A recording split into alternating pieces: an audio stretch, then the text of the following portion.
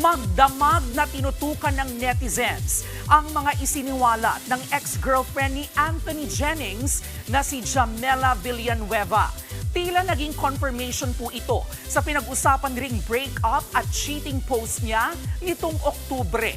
Nasa frontline ng balitang yan, si Laila Pangilinan. Pahating gabi ng Martes nang mag-post ng Instagram story si Jamela Villanueva, ang ex-girlfriend ng aktor na si Anthony Jennings.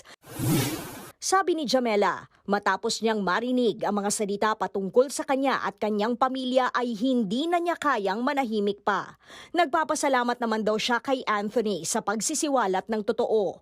Kasabay nito, ang pagbabahagi niya ng kanya raw truth.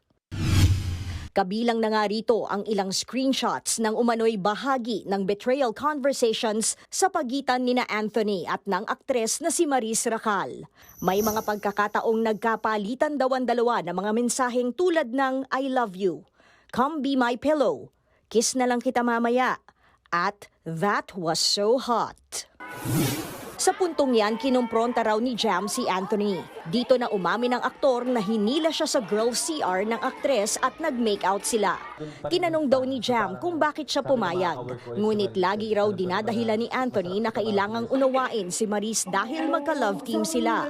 Sa huli, nagpasalamat pa rin si Jam sa 7 taong naging rock, best friend and partner niya si Anthony.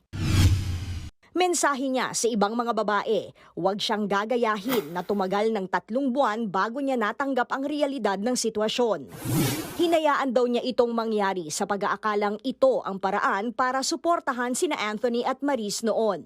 Aminado rin si Jam na hindi ito madali. May pagkakataon din daw na she's wishing things could just go back to the things they were. Pero nagpapasalamat daw siya sa lahat ng mga taong nakakuha ng strength sa kanyang story. Nagbabalita mula sa Frontline, Laila Pangilinan, News 5. Mga kapatid, ito po ang inyong K-Alaman Queen, Kalad Karen. Always remember na ang K-Alaman ay K-Yamanan.